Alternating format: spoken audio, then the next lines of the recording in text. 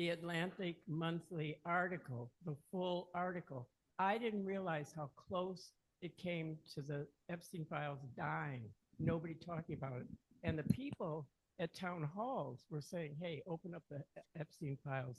And I'm really glad he's taking the leadership on this. And it's, I think if all of you are on, communicate with Ro Khanna, read that article. It's not that long. It's just really interesting. I Monthly. deeply appreciate that. You know, one of Roe's guests this week at the State of the Union was Haley Robeson, a survivor who had come forward. She was exploited by Epstein, and it's been more than anything, it's been really sad and upsetting to see how, again, Trump and the Epstein class have just tried to attack these survivors and discredit them any way possible. You can come after Roe, you can go after Thomas Massey, any member of Congress or a politician, that's one thing, but to try to discredit and go after these survivors is just it's unconscionable. And so I really do appreciate that, and I will be certain to pass that along to Roe.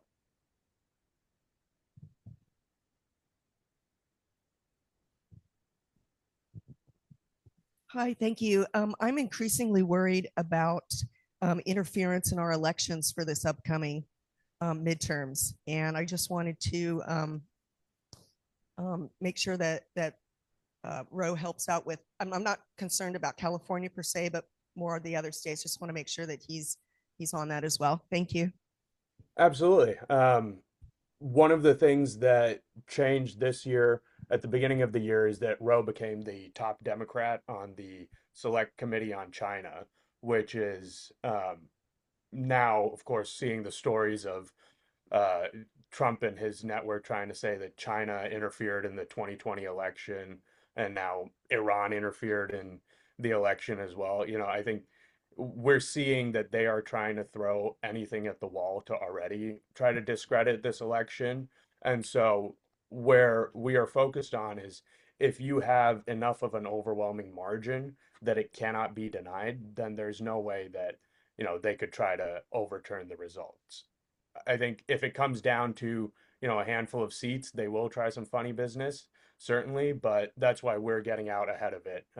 We had put out a response immediately after the article about the alleged Chinese interference came out yesterday, saying, as the top Democrat on the China committee, Roe's not seen anything uh, even alluding to interference from China. And so I think just calling out their tactics when and where you see them, especially with their new SAFE Act to increase extremely restrictive voting measures, there's there's the groundwork that they're trying to lay. And the more that we get out ahead of that and call them out on it and actually point out, what they're trying to do, then I think the more folks will see. And I think people have reached a kind of breaking point because once again, what we're seeing that Trump said prices would go down, no more wars would start, and prices have gone up, more wars have started. And so I think his base is finally seeing that things haven't gotten better, and all he's looking out for is himself. We just have to be diligent in hammering that message every single time. Any other questions in the room?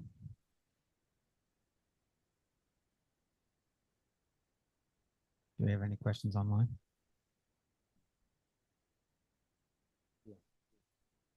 If anybody online has questions, raise your virtual hand.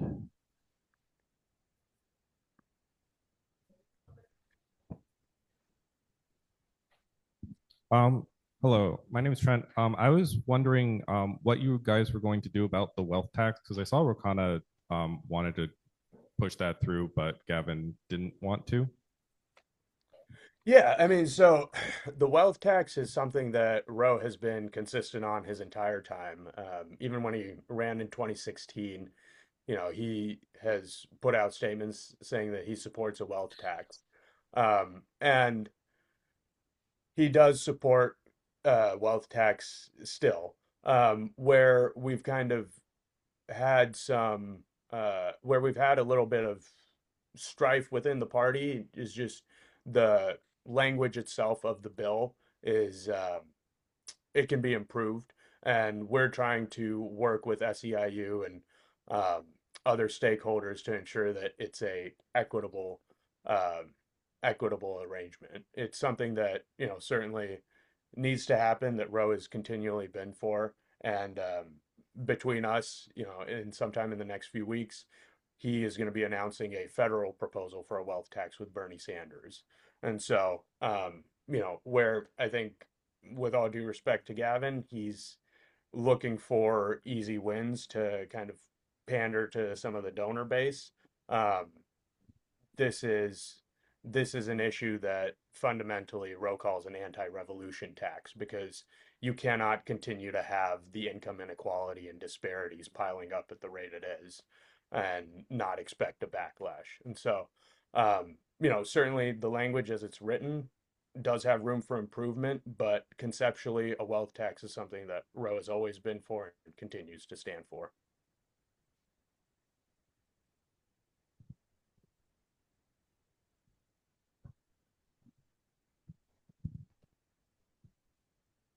My name's Ambrosia. I don't know if I'm on the camera. Um, that's okay. I feel remiss if something wasn't said about the unchecked powers of this president, especially after like everything, right? And I've always been a champion of Ro Khanna since he knocked on my door in what must have been 2016, maybe. But I've been really disappointed this last year and kind of this business as usual sort of approach to a president who is not playing the game according to the rules. And so I'm just wondering what this, I know where he's within, and so he can make some changes, but like what can be done? And does he have, Ro Khanna, does he have like the gumption to try and actually stop this president without just business as usual? Absolutely. Absolutely, yes. The challenge is he is just ultimately still one of 435 in the minority party, but he's been very vocal about the sort of impunity that this administration is running over our institutions with, and um, that's why he has called for a stronger pushback, especially when it comes to the courts. You know, I think people within the base have felt a real frustration with Democratic leadership, particularly Senator Schumer. And so Ro is the first Democrat to call on Schumer to step down. I think we've seen that the courts do have teeth to push back when they want to on the tariff issue, but it's about continuing to apply pressure, not just to the Republicans, but on our side too, to ensure that we have leaders within the party that are continually pushing back and finding any way to fight back. I think where a lot of folks, myself included personally as a Democratic voter, felt frustration within the last year is, like you said, it was business as usual. And, it doesn't do much to get the one big beautiful bill renamed to the one big ugly bill if it's still going to pass and all the substance is there. So I think we need to find stronger leaders, and we need to find more fighters from the new generation of the party that are willing to push back, that are willing to buck the establishment a little bit more. Okay, let's take one more question, then we'll move to the next race, the next candidate. Stephen Meyer. Hi, this is Steve. I am a big fan of Ro, but I do have kind of a comment and question, and that's regarding his vote against the budget in June of 2023. He was the only member of the Armed Services Committee voting against the budget, and then he kind of caucused with the extreme left and voted against Biden's budget compromise bill. So are we going to continue to see Ro kind of off in the corner by himself, or are we going to see him supporting the next Democratic president? He will absolutely support the next Democratic president.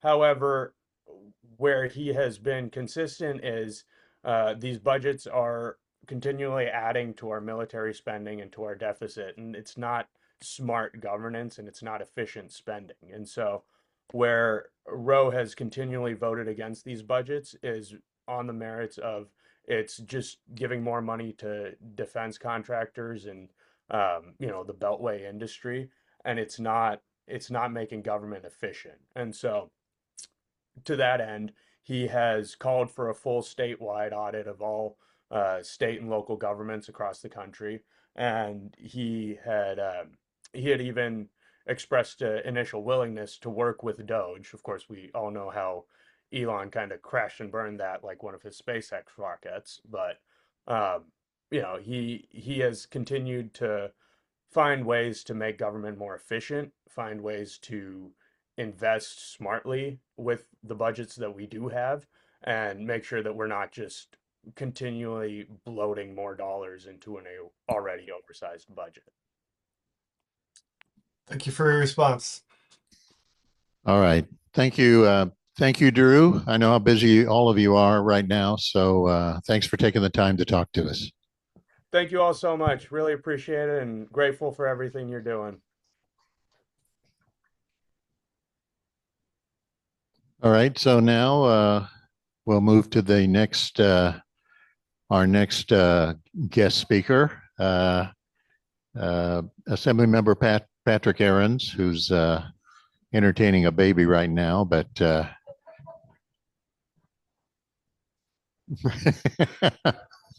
oh, is this a political ploy or what? This is. Hi, everyone. So again, this is our expedited endorsement process where we. That's what they say in Sacramento too. Where we hear from a candidate for about 5 or 10 minutes and then take questions. Again, when a candidate is running for our purposes unopposed, so which means unopposed by a Democrat. So Patrick, you're on a grand tour of the area. Are those videos you're posting today? Yes, those are all in real time today. Just wanted to give our community an update about what the normal Saturday looks like. So if you go onto my Facebook or Instagram, you'll see this is the 11th event that we have today. So kind of a slow day compared to your usual. Fairly slow. All right. Well, go ahead. Take a few minutes and then we'll open it up to some questions. I want to thank everyone for being active in the club. I think it's a major election year, and we all got to come together and defeat fascism, quite frankly, in this country. And I appreciate everyone's involvement and active participation in that. I'm energized to ask you all for another 2-year term. I can't believe it's been, it's already, we have to run again. But I feel very energized to want to continue on building on the work that we're doing, not only Sacramento, but here locally. As I said, when I was first running a little over a year ago, that I really feel my job is to not only pass policy in Sacramento, but help electing good Democrats up and down the ballot here in Silicon Valley, but throughout the state of California. And so we've been able to do that. We have gone to over 1,400 meetings and events. We have 22 interns, most of them, we just started a paid internship program. We're the first office in the state of California to have a paid internship program. And so I'm really excited to bring the energy of young people is what the Democratic Party, frankly, needs to be focusing on. But we should also have these opportunities paid so that we can encourage more civic participation with our young people. The other thing that I'm working on is a very robust bill package. We have 6 bills that help our foster youth and children and families. We've got a young child tax credit, giving money, hard-earned money back into people's pockets. I'm really excited. I've worked for many years, even in my predecessor's office, on uplifting and helping to address poverty. And so my bill package basically focuses on alleviating poverty and helping lowering the high cost of living here in Silicon Valley. And I can't do this alone. I've been so fortunate to rely on and work with so many people in this room, so many people in this club. I've worked very closely with our mayor, Larry Klein.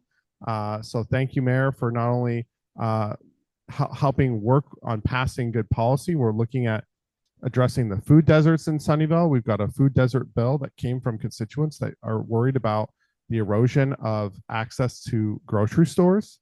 So I'm working on that with Councilmember Mellinger and our mayor. And I also want to thank the mayor for being the one elected official who has called me the most to ask me, what am I doing for Sunnyvale? The squeaky wheel gets the grease. It's the largest city in my assembly district, and I appreciate his activity not only here locally but in Sacramento as well. Working with our school districts, we are passing a budget that has the highest allocation of per capita funding than we have ever had. There is still a lot more need. I'm working on trying to unveil a infrastructure package for our schools, and just working with our community partners. I am humbly asking for another 2 years to continue to build on the work that we're doing in Sacramento, continue building on the work that we're doing locally, and would love an opportunity to continue to serve you all once again for the next 2 years. All right. Thank you. Thank you. So let's open it up to questions. And here, I think this microphone works, but it has to be turned on. Well, I'll start with the first question because you've already addressed it and it's something that comes up a lot. You mentioned the food deserts, and this is an example of, we've passed a lot of bills and some of them have unintended consequences. And one of the unintended consequences was that we're losing a lot of neighborhood retail in North Sunnyvale, where we are right now. And we've also, I just recently see in Santa Clara, the same kind of thing is happening at Lawrence and Homestead. So, it's an unintended consequence. And this, what is it, SB79, the one recently that would have impacted the mobile home parks. And so you've acted very quickly in terms of that. But it's, if we're passing a bill that immediately has to be fixed because of the problems with it, is there any way to get some more rigor into the legislative process so that we don't see these unintended consequences? I think everybody probably, certainly in urban areas, wants to sponsor a bill addressing housing, but but there's potentially unforeseen consequences to that. Yeah, absolutely. I think that is the crux of the issue with our housing affordability crisis, is that where there are 80 assembly members and there's 80 different opinions about how to solve the housing crisis, the infinite wisdom of Sacramento runs oftentimes too quickly, and there's really not a one size fits all policy that's going to work for everyone. And far too often, our housing policies have been dictated by what works best for Los Angeles or what works best for San Francisco, and it doesn't work best for Silicon Valley. And we all want to see our neighbors' house. We want to see affordable housing in our communities, but these one-size-fits-all housing approaches aren't working. And so I'm addressing the fixes that we need, especially to our mobile home park community and the areas affected. I'm leading the charge in the assembly for that SB79 fix. But what's did I say something? Somebody must have a phone or a computer with a audio on. How are we doing now? Okay, great. Anyways, I just gave the answer to how to fix everything, but no one could hear it. But at the crux of it really is making sure that we are building where it makes sense along our transit corridors, but it doesn't make sense to potentially unearth and devastate our mobile home park community in the name of affordable housing. This is already a source of affordable housing that should have never been involved in the bill in the first place. I've got commitments from Senator Wiener and from Senator Wahab, and we're working very closely with them to make this fix. But to your original point, this shouldn't happen to begin with, and it is such a hotbed issue. But I will say, we have not built a new mobile home park in almost 30 years in the state of California. When Sonoma County wanted to add 3 mobile homes to their existing mobile home park, guess how long it took? Just adding 3 units to an existing one that was approved. Can anyone guess? 3 years? 10 years? The answer is 0 because they gave up. Because the state of California has made it so difficult to add 3 units to an existing mobile home park. It's ridiculous. When we have met with mobile home park manufacturers, they can build this for $85,000 per unit. This is a source of affordable housing. This is a source that helps with home ownership. It is not a $1 million door like the county. This is something that we can build in small cities and large cities, in rural areas, in our little mountain towns. And we don't have to build 10, 15 stories to get the type of density that we need. And oh, by the way, we can make it affordable. And so we need to build more mobile home parks in the state of California. It will help with RENA. It will help with senior affordable housing, and it will help with first-time home buyers. And so I have authored several fixes to this. I've also offered the very first mobile home park rental protection program. It was about to be expired, and my bill expanded it. And that's if a mobile home park owner is violating the law, this gives a fund that you voluntarily put into to then go to the Attorney General and sue their asses who violate the law. And this is for protecting mobile home park residents against mobile home park owners. And I want to thank Gail Rubino, who's been leading the charge on both of those bills. She's wheeling up there in Sacramento and making sure I focus on this, because we have one of the largest mobile home parks residents in the entire state of California. And I'm tired of talking about market rate housing all the time and for affordable BMR units and not talking about mobile home parks. They're a tool in the toolbox. They're a form of local control to build housing, and we need to streamline their processes too. Any other questions? I know, there's a lot to cover. That's Margaret Lawson, my Woman of the Year for this year, everyone. Give her a round of applause. Hi, my name's Trent. We met at the pancake meet. We did. Yeah. And you're new. Yeah. Yes. You just moved here how long ago? I moved to here like 2.5 years ago. Yeah. So like not super new, but like new to trying to do stuff around. That's awesome. Still waiting on an email to meet with your district office to talk about some social media stuff. Well, good. My district office is here. You can talk to them. We'll set that up. But my question is similar to the Ro one. What is your stance on the wealth tax, and like how can I you can't help with that? been looking forward to this question. Go ahead. What is your stance on that? And if you do approve of it, like what can you do to help with that, or how can the residents help to push that forward? So there's two schools of thought I have in this. First and foremost, I think that my focus as a member of the Progressive Caucus in the legislature has been to make sure that we have sustained annual ongoing funding. And that's why I am in favor of the Water's Edge bill by Assemblymember Damon Connolly that would go after corporations who are hiding their taxes overseas. And that is a series of a bill that would bring in ongoing revenue. The issue that I have with this wealth tax is that it's one time only. And I think there's a lot of unintended consequences with passing that ballot measure because it is one time. And it will fix us for a couple of years, and then we won't have sustained ongoing revenue. And so all for making sure that the rich are paying more in taxes. They frankly need to. There's too many loopholes to begin with. But what we're saying is get the estimated $100 billion in one-time taxes now with no real plan for the ongoing sustained future. In addition, we have activated what will be tens of millions of dollars of dark money going into state legislative races and the gubernatorial election. And so I'm not in favor of a one-time solution that, frankly, we have already seen 7 or 8 of the top billionaires in California already leave.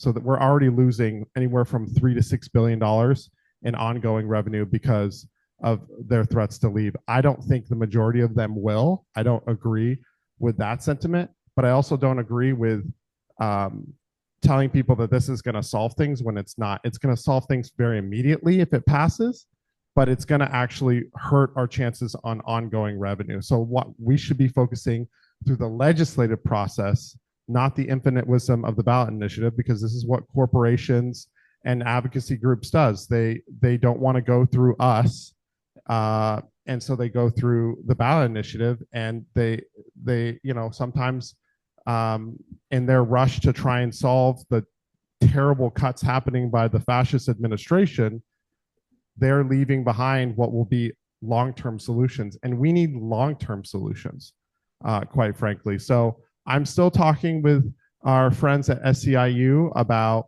seeing if we can negotiate something. The ballot initiative has not been qualified for the ballot yet, but that is the main hiccup that I have with it is what happens when that money runs out in a couple of years. We're not going to have anything, and we had just promised all these voters that this is going to fix it, and it's not. And we need to be intellectually honest with the voters, or else we're going to continue to see a backlash of apathy and people leaving the party or people frustrated with the party that we didn't fix it when this ballot initiative said that it would, and it's not going to. It's going to help immediately, sure, but we can also focus on water's edge and real legislation that will actually be long-term sustained annual funding. Thank you. Anybody else in the room? Hello. Hi, Councilwoman. Hi. I like your socks. They're very pink. Thank you. I just want to apologize in advance, but I have a questionnaire that I make everyone run through, and David Cohen's sitting there, and he knows my questionnaire. Oh, so, David Cohen, candidate for state senate. Yeah. So I think you've answered most of my questions, but I have one that you touched upon with the fascist federal government. But what do you see as the state's role in safeguarding civil rights in the absence of robust support from federal government? I think it's probably one of the most important things we should be focusing on in the legislature.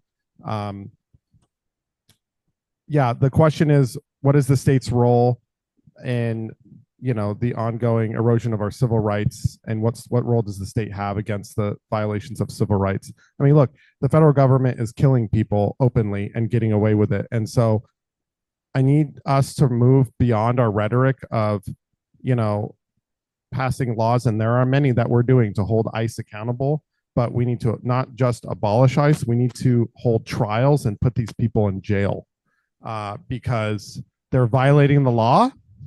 And it can't just be, oh, we're not going to do this anymore. They need to be in jail for what they're doing. They're violating our civil liberties. They're violating due process.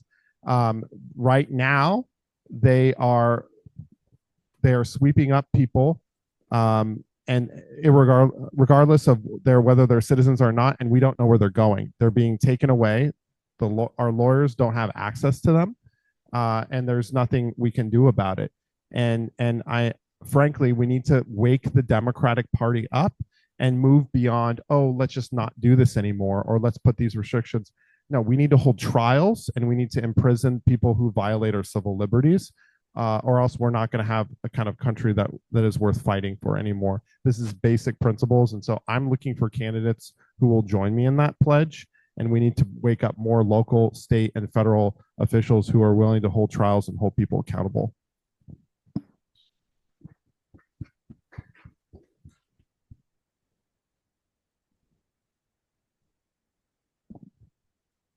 Hi, this is Susan, and I just had a thought. Is there any way that California could file charges against the Epstein people? Well, we've led a delegation of, through our budget process, we've allocated over $100 million to the Department of Justice to sue the federal administration on a whole litany of things, including trying to address the Epstein file issue.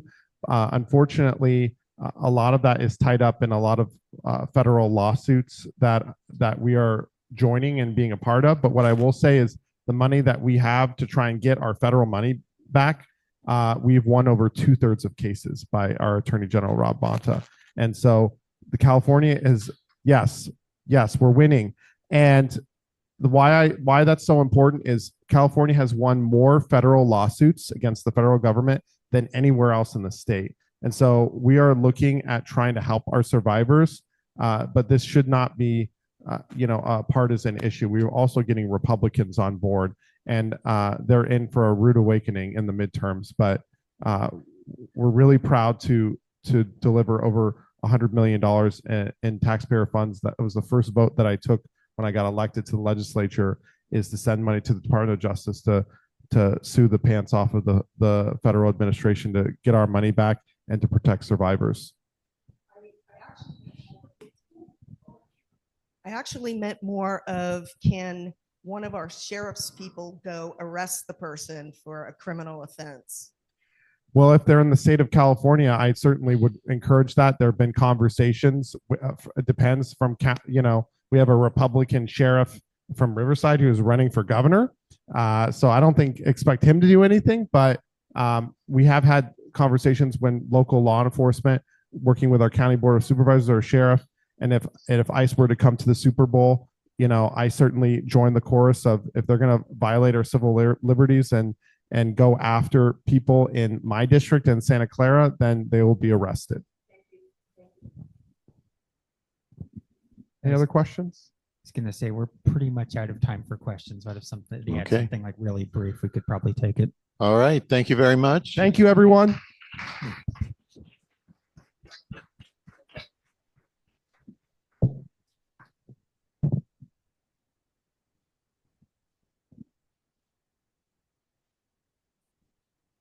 All right. So how are we doing on time? Okay, it's a miracle. So let's move to the next race, which is the Board of Equalization. And the first candidate is Sally Lieber.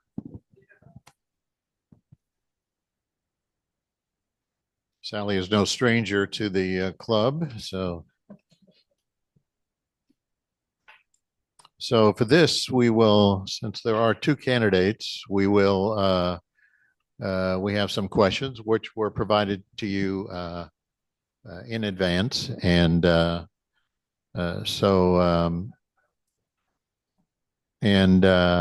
we can start with a 2-minute opening statement.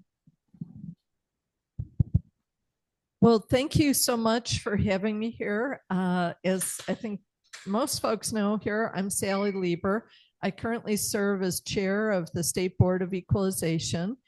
And the state board, not to steal the thunder from the next question, but we're primarily a property tax agency. We oversee assessment in all 58 counties, and we act as the 59th assessor for multi-county entities.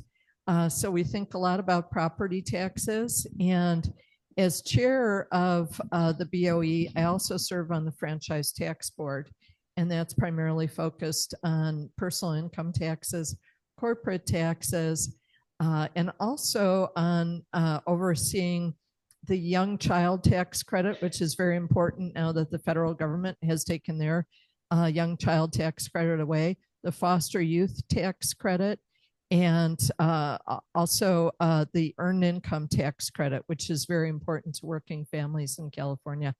I come by being a tax nerd very honestly. My father worked for the IRS. Prior to doing that, he worked in financial services and was a whistleblower at Merrill Lynch against their bad practices that resulted in losses to his customers. And he didn't have a job for several years after that. He went back to school and became an estate and gift tax investigator at the IRS. So I think it's really in my blood that I am a tax nerd. Sometimes I do wake up in the middle of the night thinking about certain property tax rules. And so I find it all very exciting and really seek to do my best for the public.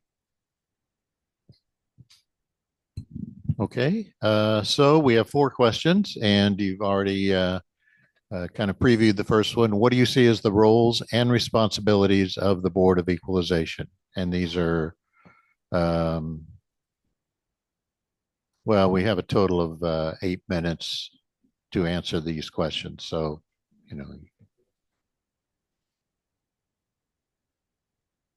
I can do it.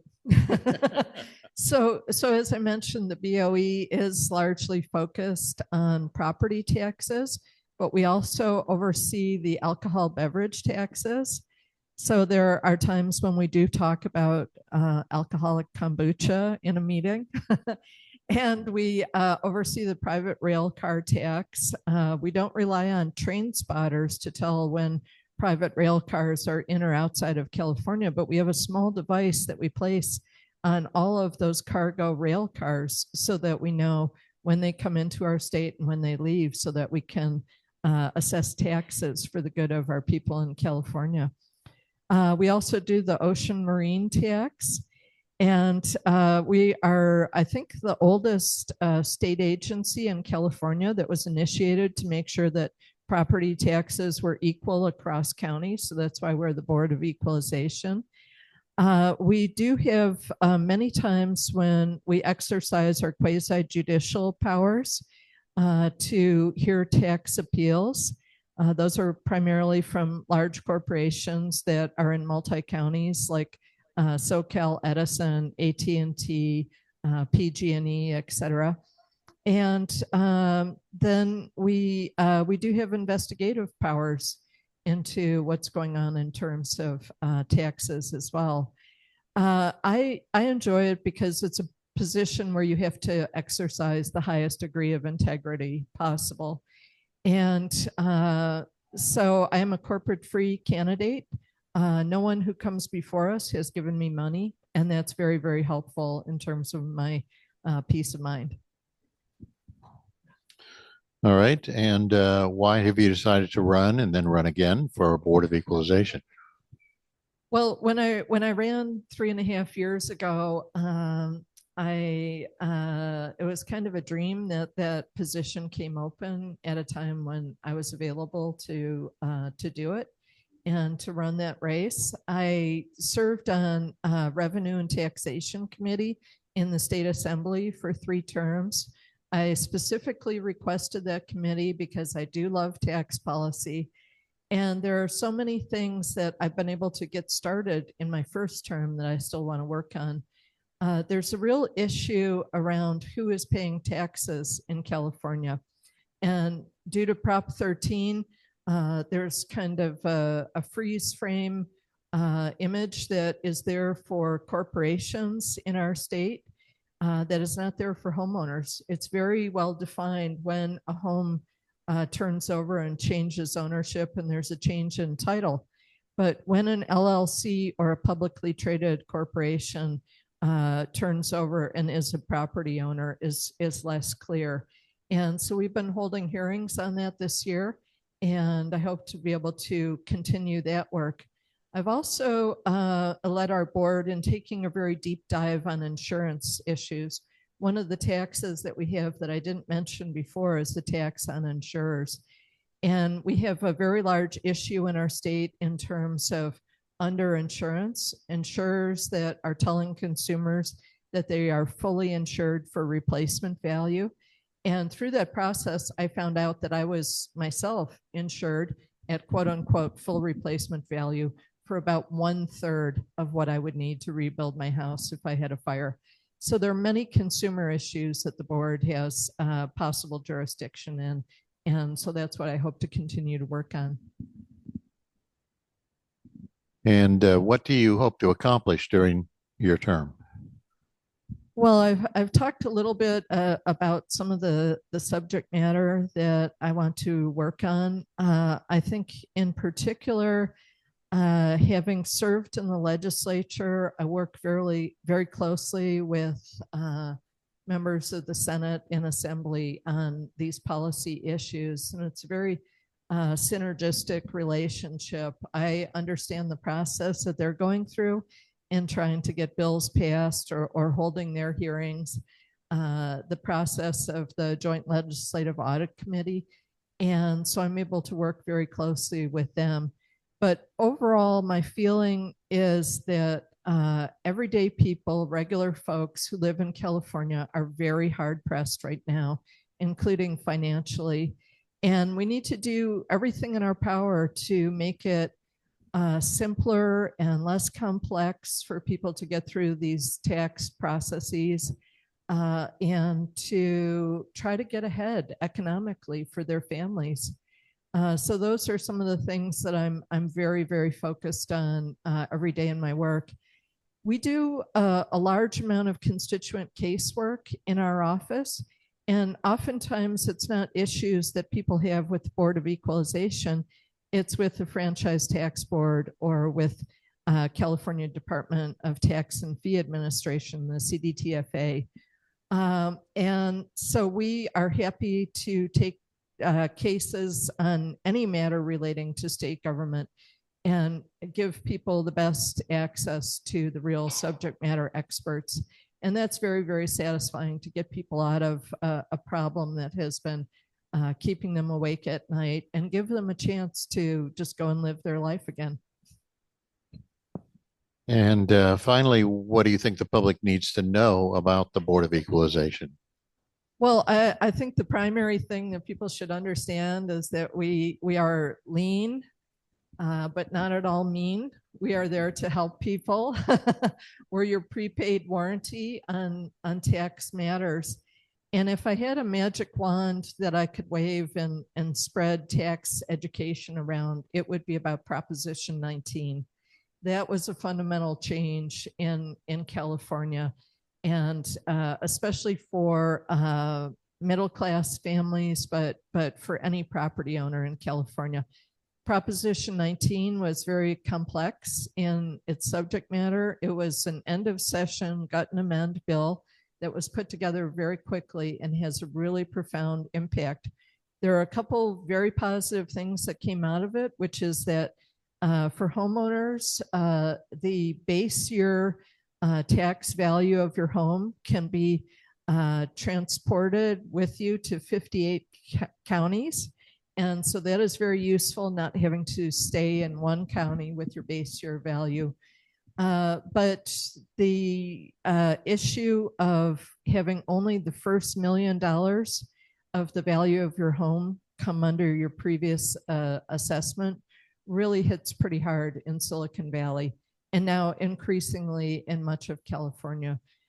Because if you're able to shelter a third of your value, that's great. What about the other 2/3? And sometimes when I look at the price of homes in our area and what the resulting property taxes will be, I see how few young families can come into our area. And that has a really profound impact over time. All right, so now you have a 1-minute closing statement. Oh, well, I hope that if you had a chance, you'll give a little look to this about my endorsers.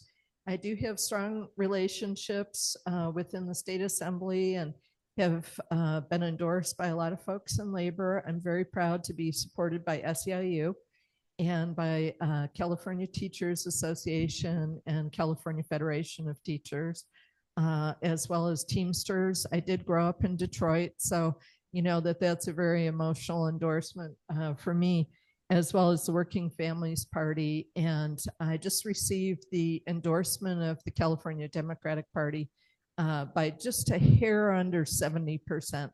And you have to have 60% to get across. So we had an ample amount there, and I was very pleased to get past that gate, and I would love to have your endorsement here. So thank you so much. All right, thank you, Sally. Any questions or anything? No, that's not part of our process. So now we move to the your competitor and ask the same questions. So, and let's see, and for this, you are free to leave. So thanks for coming by.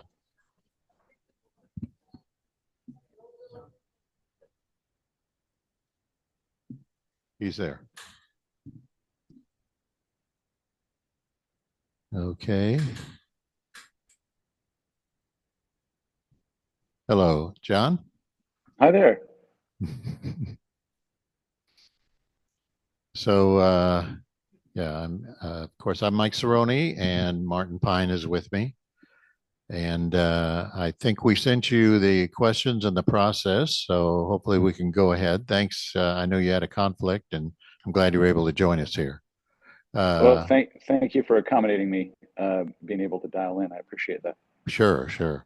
So we start with we have 4 questions, but first we start with a 2-minute opening statement, and then we'll have a 1-minute closing statement. So go ahead, the floor is yours. Thank you. For those of you who I don't know, my name is John Pimentel. I'm running for the Board of Equalization. I currently serve on the San Mateo County Community College District Board of Trustees, where we have put in place free college, largely at my based on my efforts to make that happen. Now we have actually about 35,000 students who are enjoying free college. All residents of San Mateo County, including undocumented residents, can attend community college for free. Since we put that in place, enrollment is up 24%, including 33% from East Palo Alto. We've also changed the culture of the district significantly to be one of high degree of transparency and integrity in their contracting activities, which had been a major issue and was one of the reasons why I ran for that board. I come from Stockton, California, born and raised. I was first generation community college student, first generation college in my family. Transferred to Berkeley, worked in Sacramento for many years, where my most senior position was Deputy Secretary for Transportation. I oversaw the Highway Patrol, the State Police, Caltrans, the DMV. It was a wonderful late 20s experience. I went back to business school and worked at Bain & Company for a while, where I learned a lot about business. And for the last 20 years, I've been developing renewable energy projects all over California, mostly wind and solar. It started with a biofuels company. And throughout my career, I've tried to provide for my family, but also do something good for the world in the process. So I'm running for the Board of Equalization in order to accomplish a few specific things. The primary reason is that I believe the board can do a lot more than it has done in the area of tax fairness. And I'd like to have the opportunity to talk with you all about that. Thank you. All right. Thank you. So the first question is, what do you see as the roles and responsibilities of the Board of Equalization? Thank you. So as you probably know, in 2017, legislation pulled back the authority for the Board of Equalization to really focus on its constitutional responsibilities. And that is to manage mostly property taxes and property tax assessments of statewide assets, such as utilities, insurance companies, alcohol manufacturers, and assets that cross over county lines, like telecommunications, canals, and railroads is where it all started. The other main function is to support and oversee the 58 county assessors and assessment appeals processes in order to try and ensure that those counties use identical or at least similar methodologies in assessing property, so that from county to county, properties are assessed equally and in the same manner. The board used to have an appellate authority that could respond to appeals, I guess you'd say, that came up from the counties. That now resides with the California Department of Tax and Fee Administration. So those are the primary responsibilities and roles of the Board of Equalization. And second, why have you decided to run for the Board of Equalization? Thank you. As I said in my opening, I believe that the board has missed an opportunity to take an energetic approach to envisioning and executing tax fairness.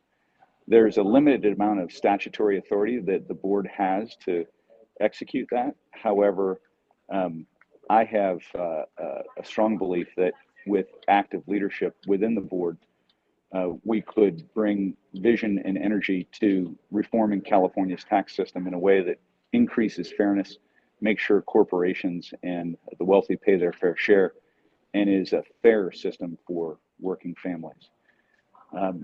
I'd like to bring that my professional experience and personal experience to the board for that purpose, and I believe that in the past the board has missed the opportunity to really more broadly impact the state legislative agenda, and I want to use that platform to address these issues of tax fairness and lessening the burden for working families.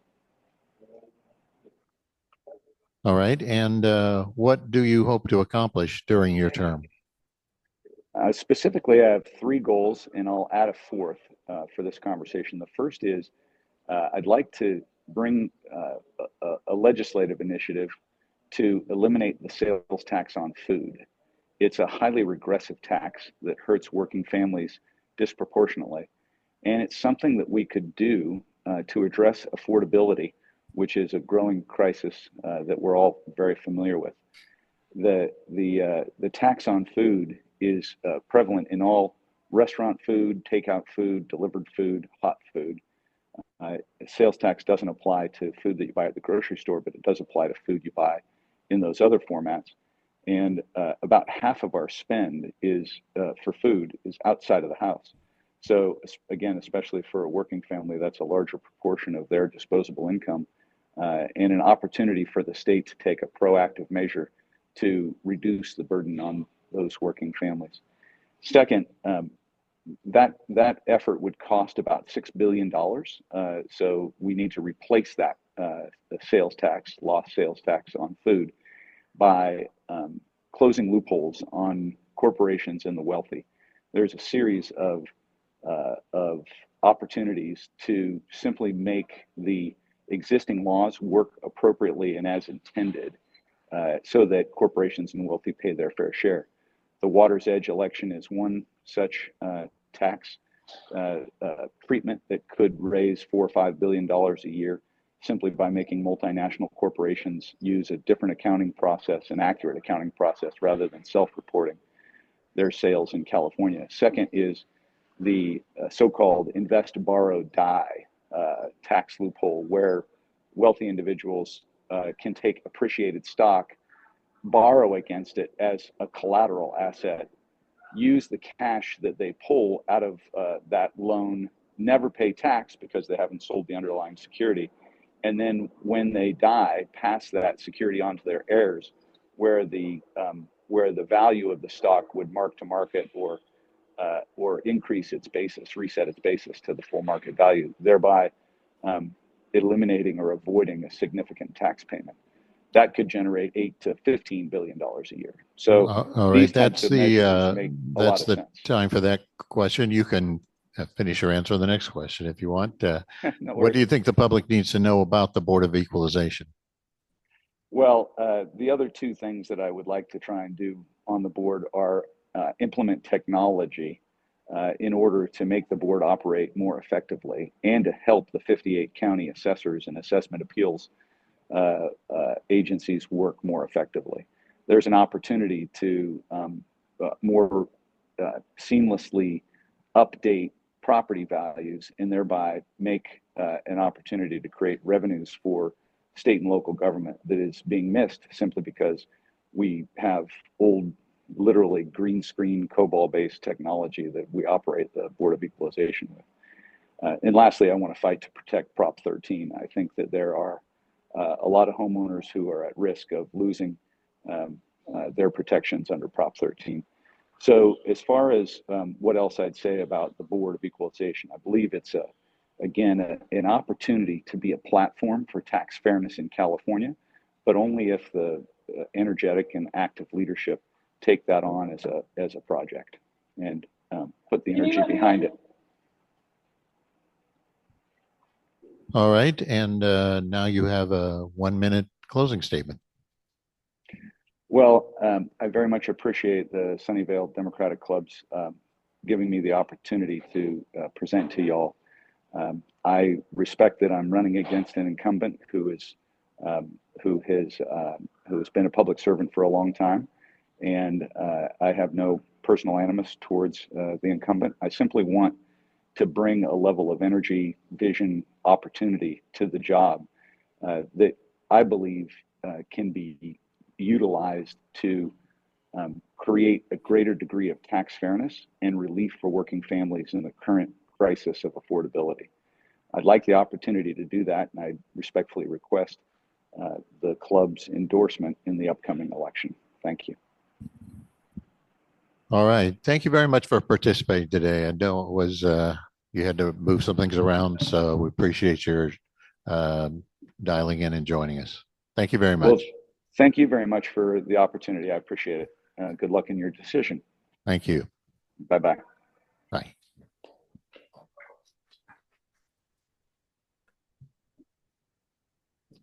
Okay, so we've heard from all the candidates. Now we can maybe, before we convene to members only and discuss and take a vote, first I want to take a second to acknowledge the elected officials here. We have Mayor Klein is here. Council members, Murli Srinivasan is in the room.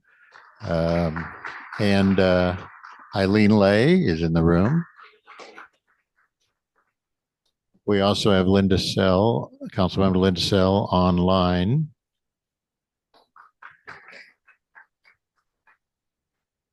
Or, well, maybe she's not online right now. Let's see, we have Fremont Union trustee, Fremont Union School District trustees. We have online Rosa Kim, Naomi Nakano Matsumoto. In the room, we have Pat Carpio and for Sunnyvale School District, we have Isabel.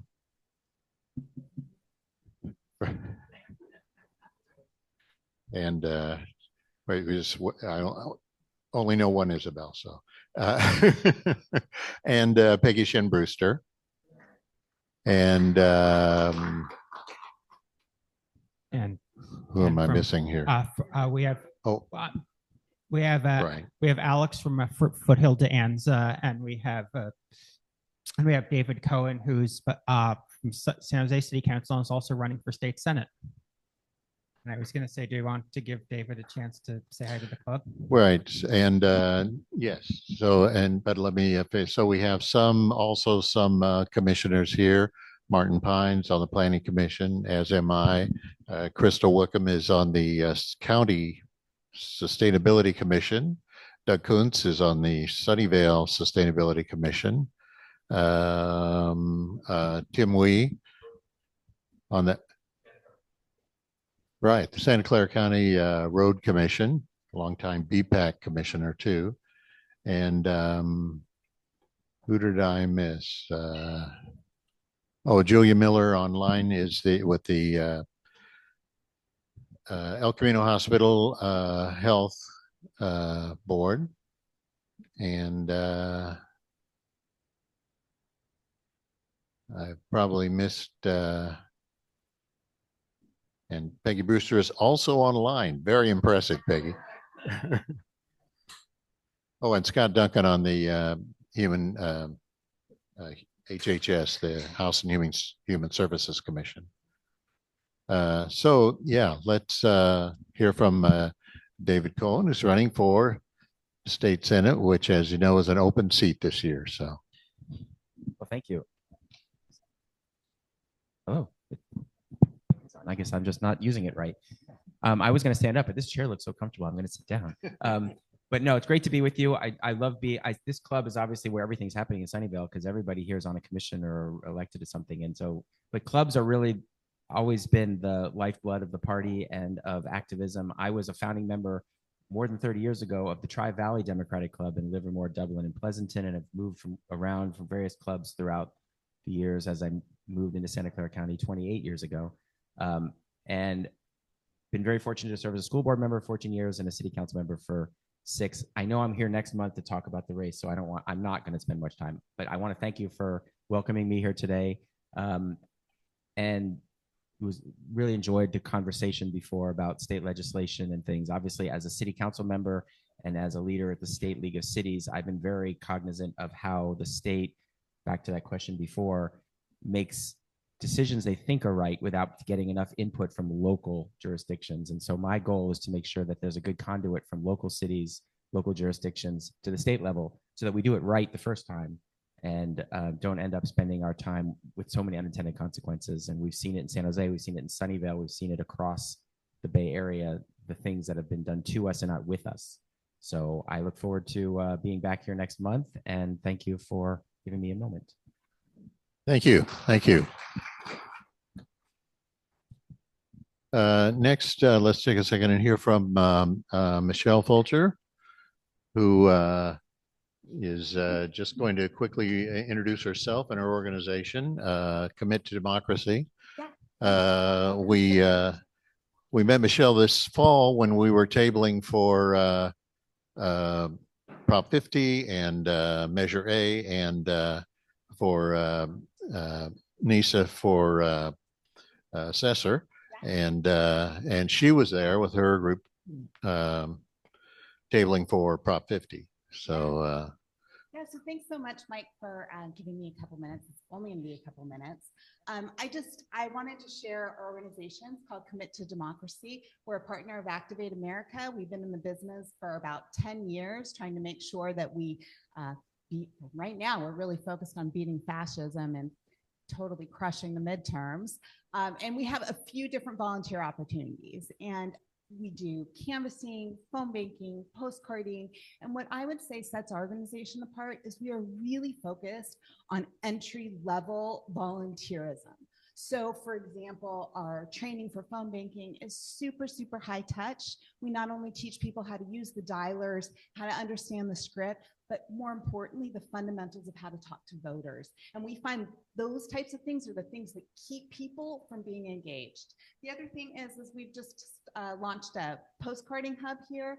We put together really basic packets that people can take home, 25 cards each. I think this is about 60 minutes to 90 minutes of your time to, this one is California 48, so to help get ISA out of there. Anyway, so I just wanted to share these opportunities. I really hope you connect with me. You can come pick up a pack if you want to write some cards at home. I have a bunch with me. Otherwise, you can get a bookmark, which has a QR code. You could look us up and sign up for any of our opportunities. Order postcards from Sunnyvale. I'll package them up and get them to you. That's it. Thanks so much, Mike. I really appreciate it. all right. Thank you. Thank you. Just a note, by the way, since it was mentioned, I actually spoke to NISA last weekend, and basically right now NISA doesn't actually have any opponents for assessor. So if you're wondering why I haven't scheduled an assessor endorsement meeting, it's because it looks like right now we don't need one. Martin, would that be on the November ballot, or would that It would come? be on the June ballot. County office, June ballot, huh? The 3 at-large county offices are on the June ballot. Just right now, it does not look like those. It doesn't look like we need to endorse in those elections as of right now, which is why I haven't put them on the endorsement schedule. If we haven't hit the filing deadline, so like if we have, so it's possible we could have scrambled to throw something else on the endorsement agenda, but I think State Senate is going to take up the entirety of the next meeting. So, and now we have with us Adina Levin, who I think we all know, but she's been a long time transportation expert, friends of Caltrain, Seamless Bay Area, and talk about the transportation, potential transportation ballot measure. So.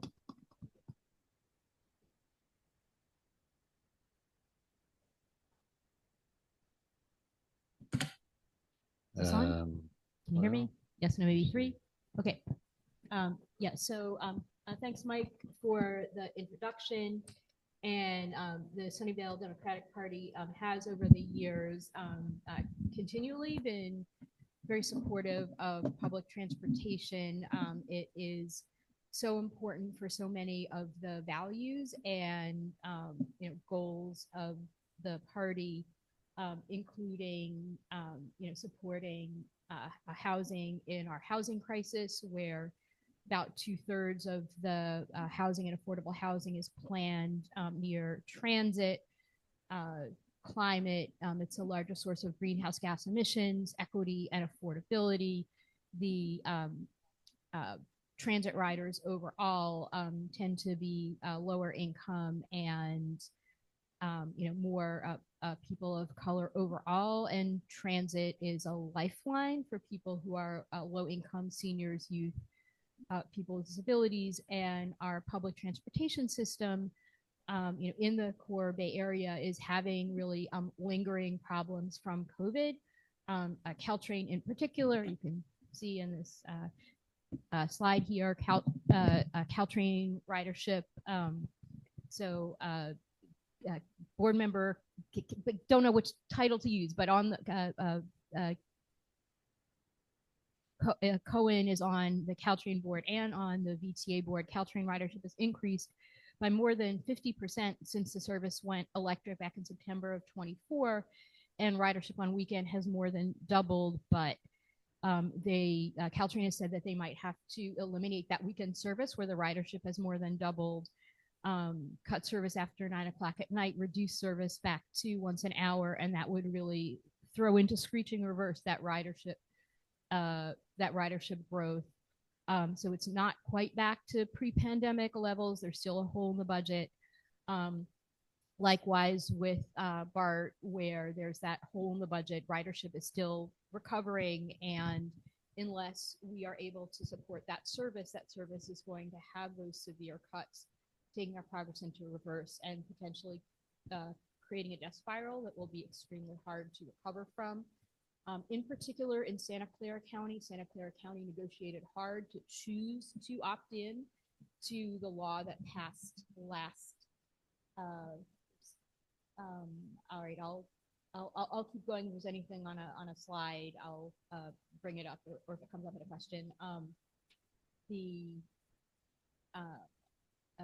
VTA will, over and above what it needs to support Caltrain, has $264 million to decide how to spend locally.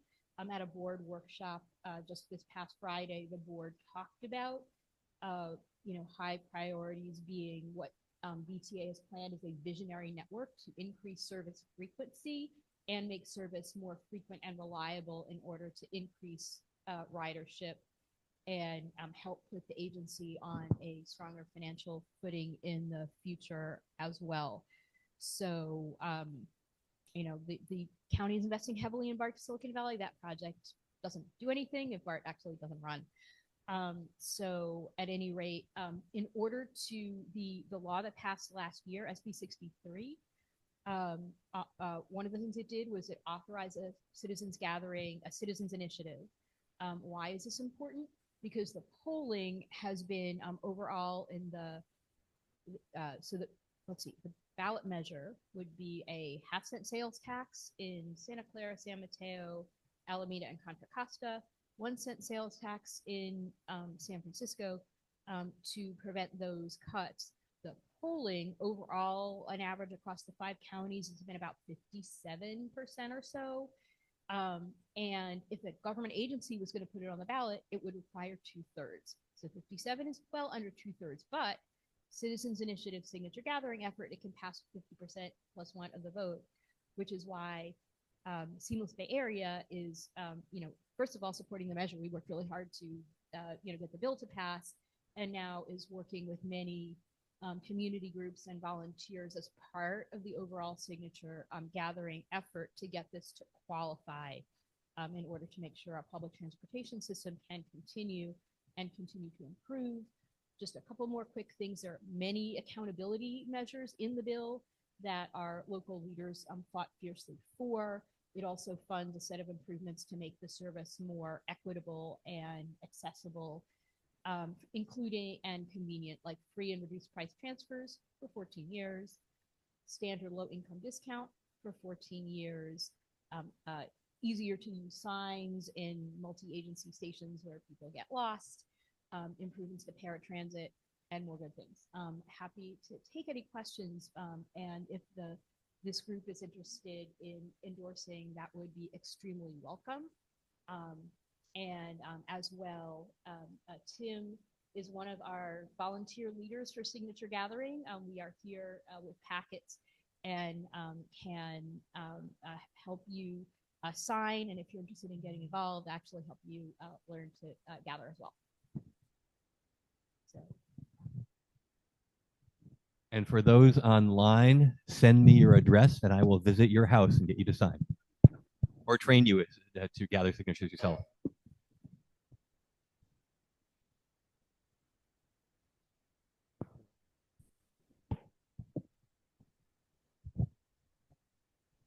Mine is less of a question really than a comment, but it's also important for people to know that the Howard Jarvis Taxpayer Association has qualified a measure for November's ballot, which would retroactively and currently require all measures to pass with 2/3 regardless of their origin, and would retroactively cancel a whole lot of measures that have already passed. It would be very bad for local jurisdictions, local government. And so I just want you to be aware that it's another fight we're going to be having on the ballot this year. While we push for Prop 60, a measure, SB 63 ballot measure taxation, we have to make sure that Howard Jarvis's measure fails at the ballot in November.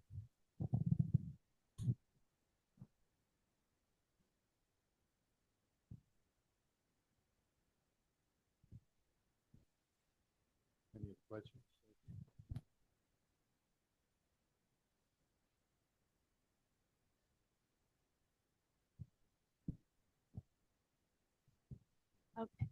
Excellent. And there are such events going on in all the counties, and there'll be more in Sunnyvale. So there's a QR code here. This QR code will get you on the list to find out where those events are and where you can come and help out at the farmers market here and in other places.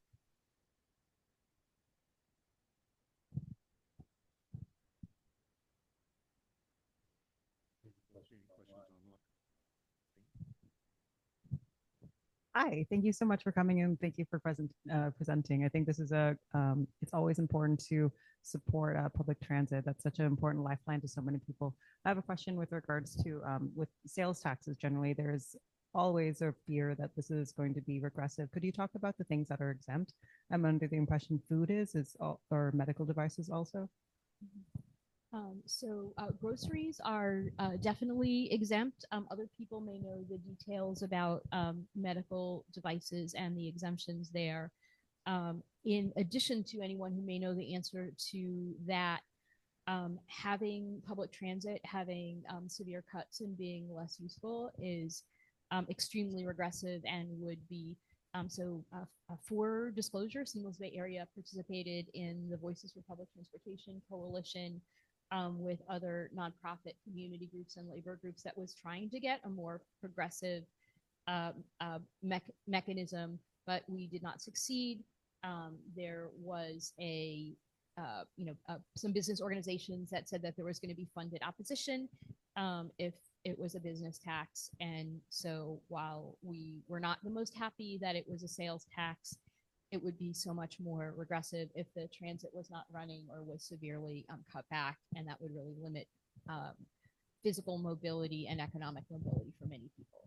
And if anybody knows more details on what is exempt in addition to groceries, that would be helpful. Thank you. And I think I might have missed this. I was a little bit occupied in the back here, but could you tell me again what agencies this would benefit? So VTA, Caltrain, BART, and the whole list of them? Yeah, so the largest named agencies in SB 63 are the agencies that carry 80% of ridership in the Bay Area: Caltrain, BART, SFMTA, NAC Transit. And also Santa Clara County and San Mateo County needed to affirmatively opt in. And the money that taxpayers pay over and above what it takes to fund those major agencies would be locally discretionary funding. VTA needs to decide about how to use $264 million that will benefit VTA and transit in Santa Clara County. And what they talked about at Friday's board meeting included funding the visionary network major service increases and making buses faster and more reliable amongst the priorities.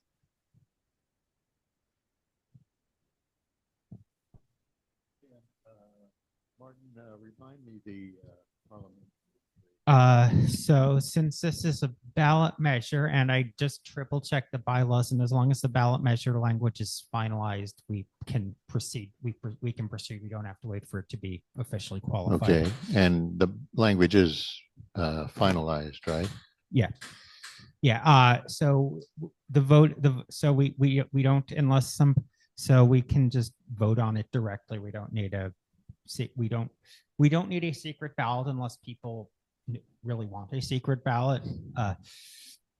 But so there's going to be, so I'm going to put the so unless there's further discussion, I'm just going to put the question directly, and there's going to be three options. It's going to be to take a position for, take a position against, and no endorsement / do not take a position. So there's, and a 60% majority is required for endorsement. So that being said, if you believe the club should take a position to support the ballot measure, please raise your hand or raise your virtual hand. Yeah, so for people online, raise your virtual hand. I'm going to move where I can vaguely see the screen.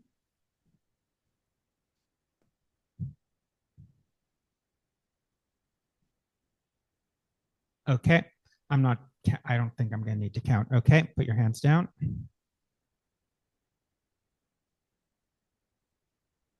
If you believe the club should take a position against the ballot measure, raise your hand, raise your virtual hand.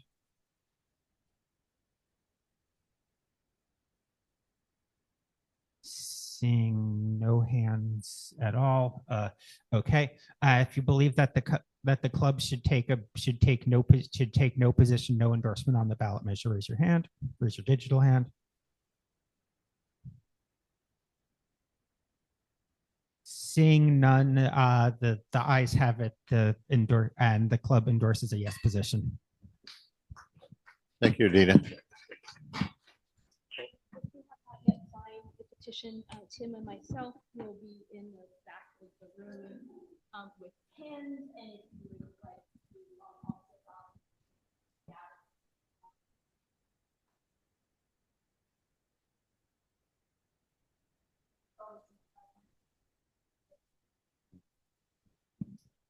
All right, so now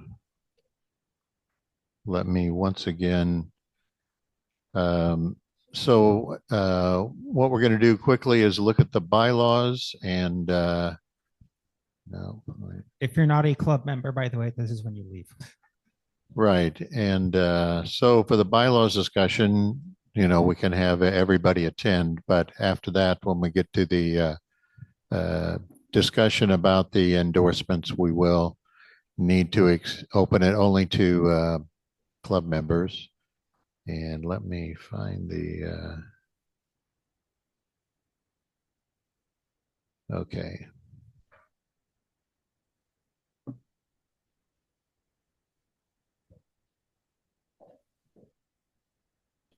So the board has proposed, I'll get them up here in a second.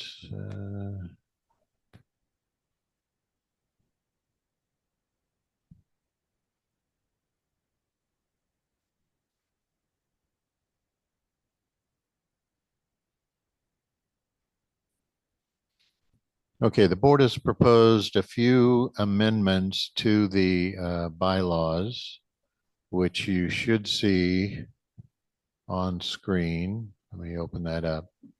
So first of all, there's 4 changes. The nomination period for the executive board is changed from 1 month before the election to 45 to 15 days before the election. This gives the nominating committee and the election committees time to recruit candidates and prepare ballots for online and in-person voting.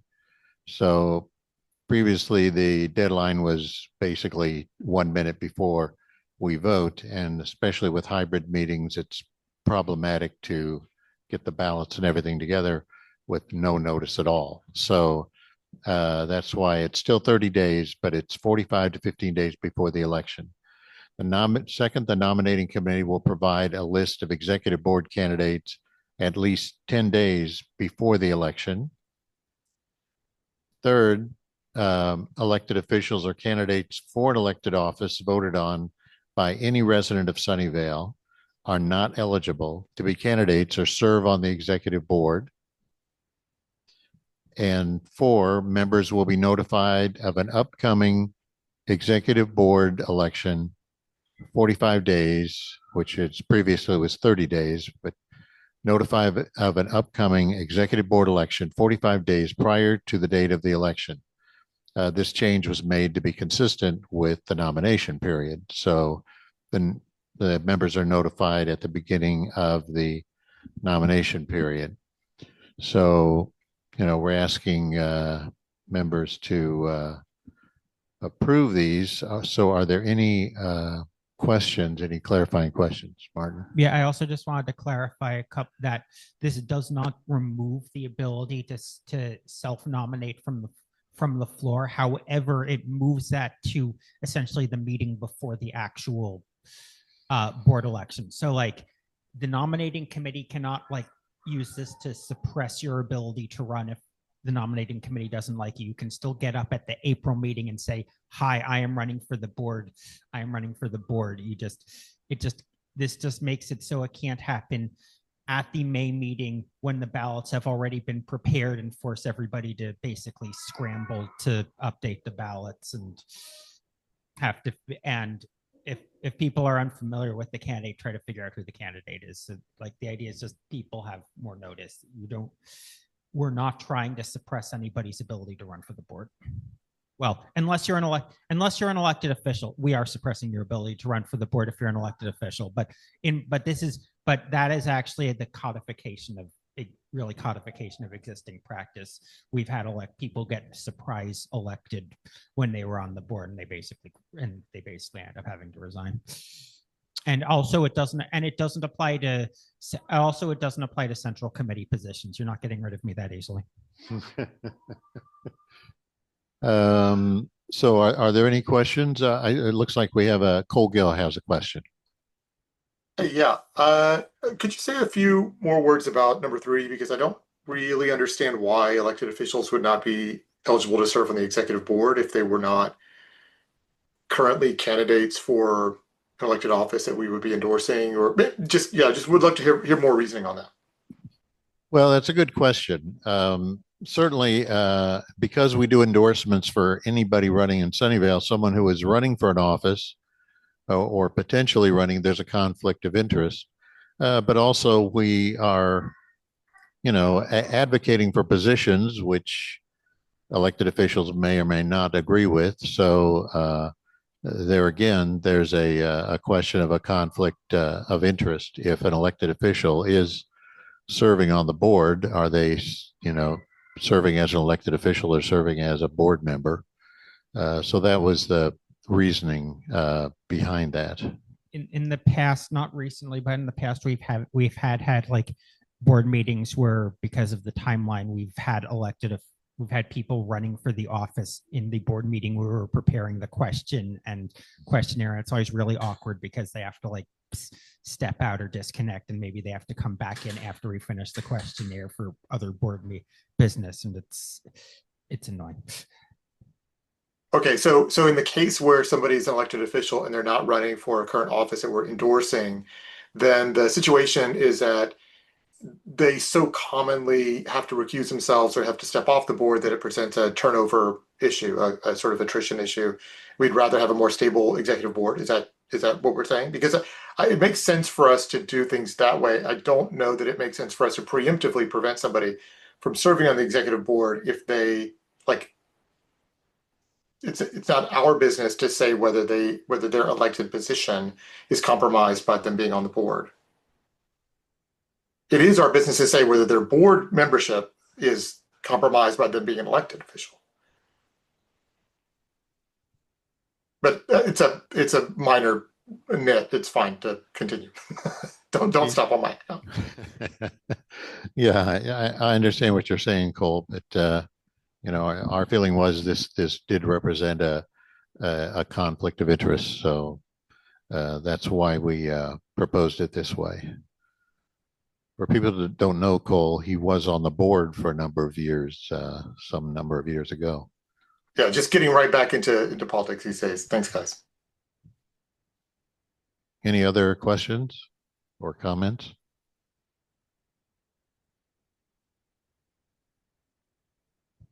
And yes, we just wanted to take any questions, comments, debate, discussion before we vote.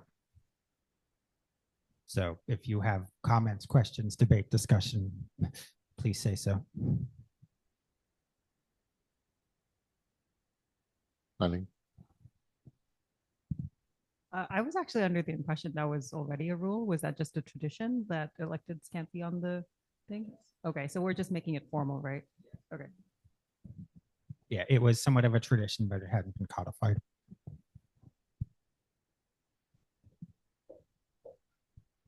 Hi, this is Peggy. I just want to thank you all for bringing these changes to the full group.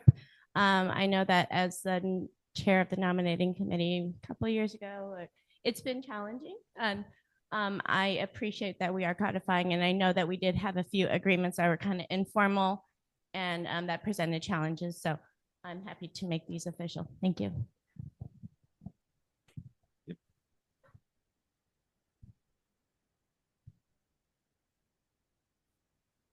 Any other discussion, debate, questions, comments, miscellany? Yeah, I think we can move the question.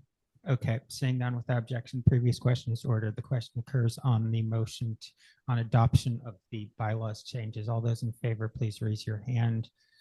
Raise your virtual hand.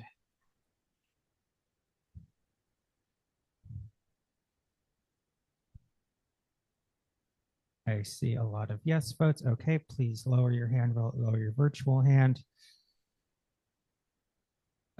All those opposed, raise your hand, raise your virtual hand. I don't see any hands, so the bylaws amendment passes a lot to none. All right, thank you very much. And I think the only business left is to go to a closed meeting, and closed meeting only members of good standing.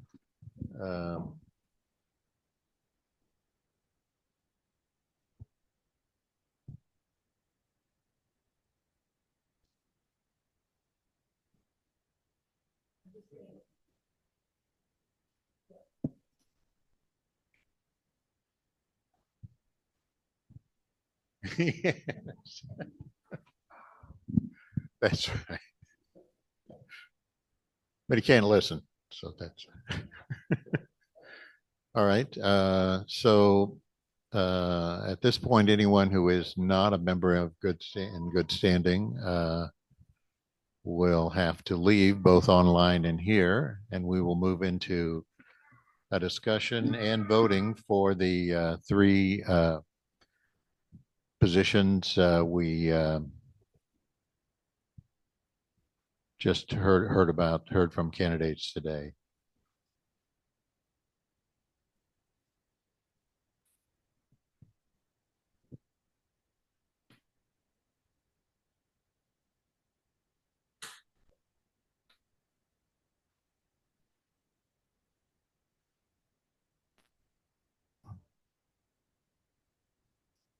Okay, so while we fire up the QR codes, is there discussion on Congressional District 17? And this is, I'm going to give everyone a minute, but also given the time, I suggest people be judicious in their comments.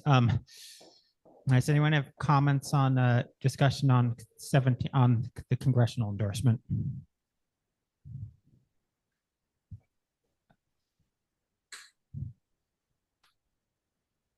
So our choices here are endorse or not endorse, correct? Yes. in all races, a 60%, you need 60% to endorse. An abstention does not count against this. No endorsement, it does count against this. So does anyone have discussion, comments on Congressional District 17?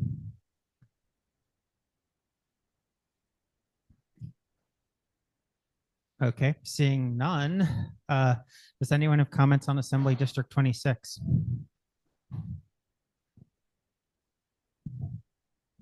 Patrick's fantastic. I don't know if we can do better ever, so let's keep him. Any other comments on Assembly District 26? I don't see any. Okay, hands. seeing none. Does anyone have comments on Board of Equalization District 2?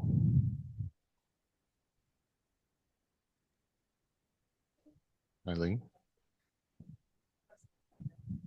I really appreciate Sally Lieber and coming here today. She did a really great job. I want to say also in her race at the state convention on this past weekend. She did get the Democratic Party nomination. I think that's significant because this was a race in which very few people in competitive races actually got it. She knows what she's doing. She has a lot of experience. And I want to say, especially as someone who lives in this area, she is a very good organizer. This is apart from her job, the things that she does with the No Kings protests and the various organizations. This is, again, not part of her job, but something that she does very well. I want to say that at the convention, Pimentel specifically was kind of ribbing her on that about saying how organizing wasn't going to get us what we wanted. And I think that I disagree. I think that Sally knows what she's doing in this and also in her domain on the Board of Equalization. I think she is a good person who is doing good work in the seat that she has. Thank you.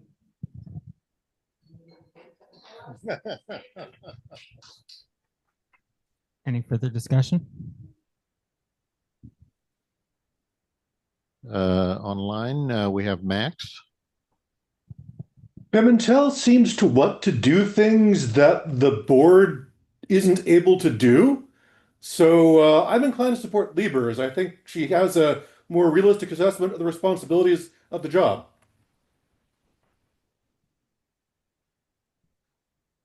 Any other further discussion?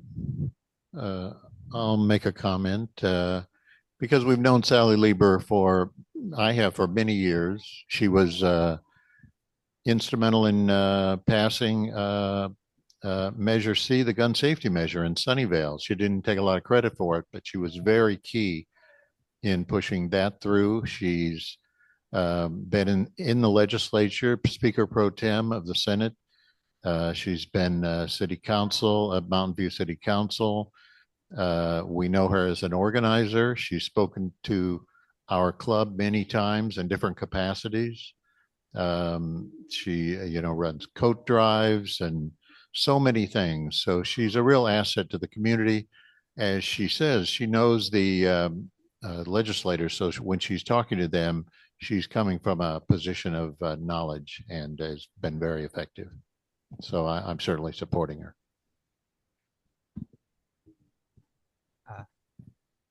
Okay, so seeing no other hands, I'm actually going to comment on this one.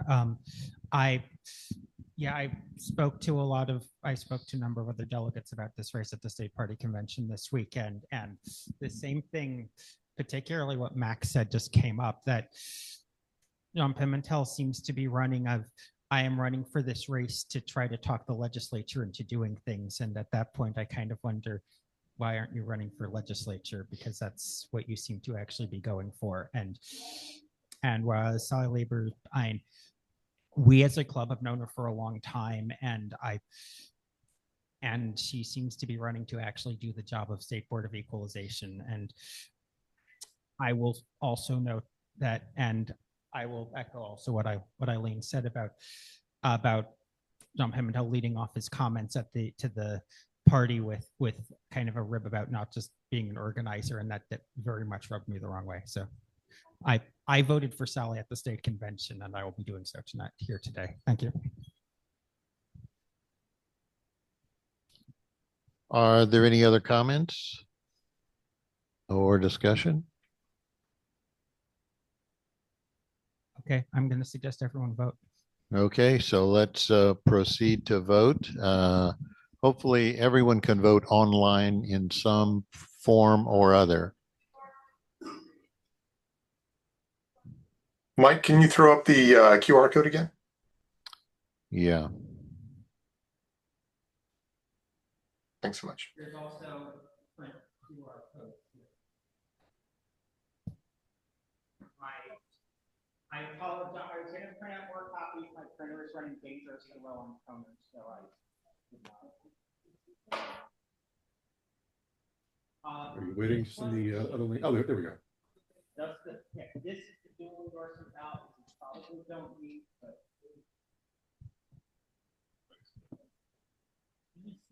This is, you probably don't. But it's there.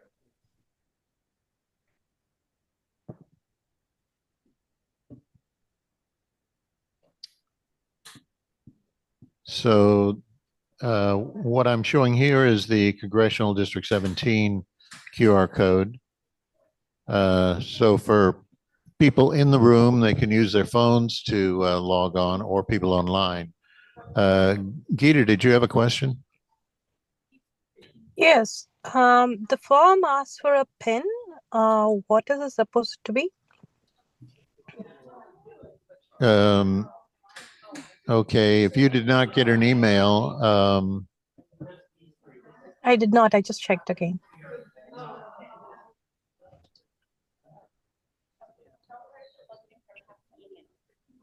yeah, did you receive an email with, hold on.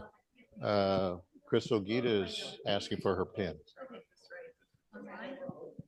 Yeah. Because there's been a little confusion in the room.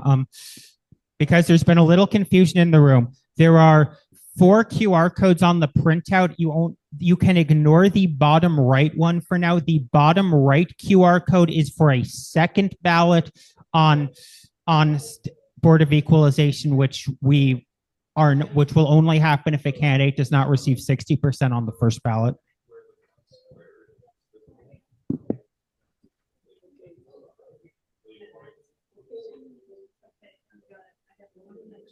Mike, the link on the chat for the BOE doesn't seem to work.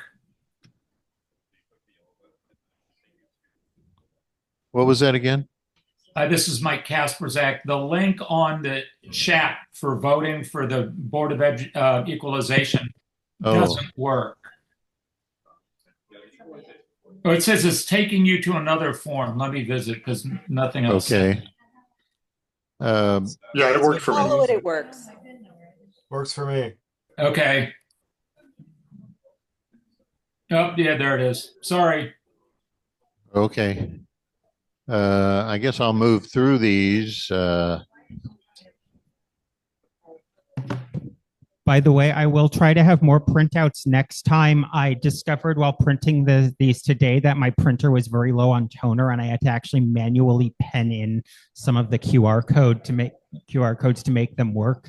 So I will hopefully have acquired more toner by the next meeting.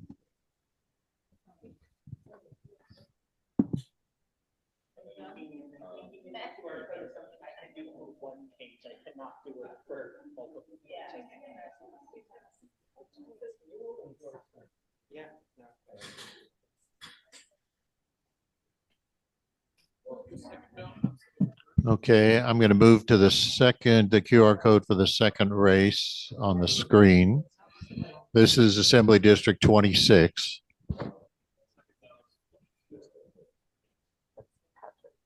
Right.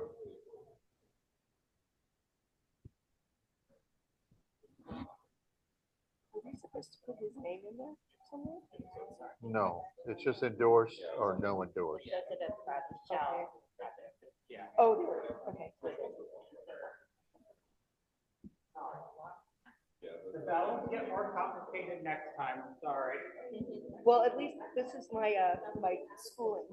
Yeah. Next time the ballots are gonna have, it's gonna be like 7. The next one is gonna have 7 options on it. Next month it has 7 options on it. We probably have to do the ballots. So.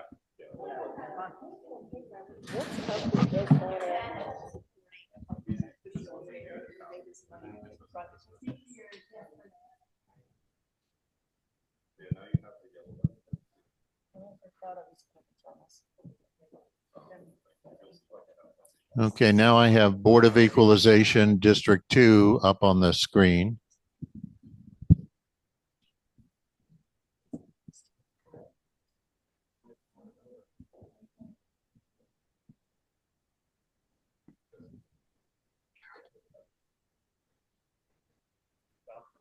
Next time we'll have multiple ballot, probably only have one count.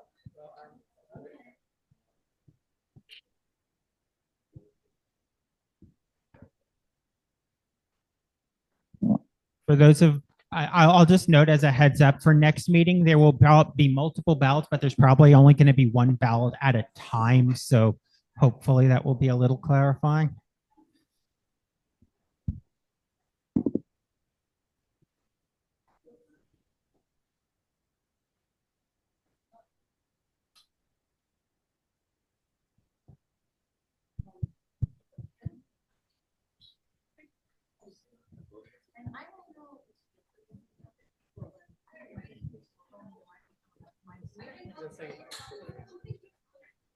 Okay, are there any, is anyone having any issues with voting?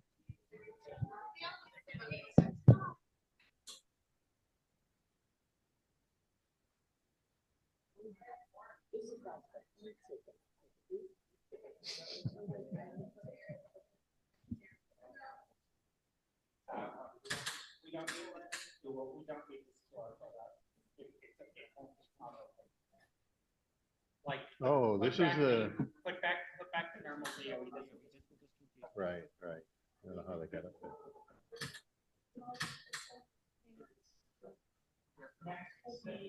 Well, the thing with next month is that when people focus after that. Yeah. Because next month there are five candidates. So we have to keep eliminating that candidate. Whereas here,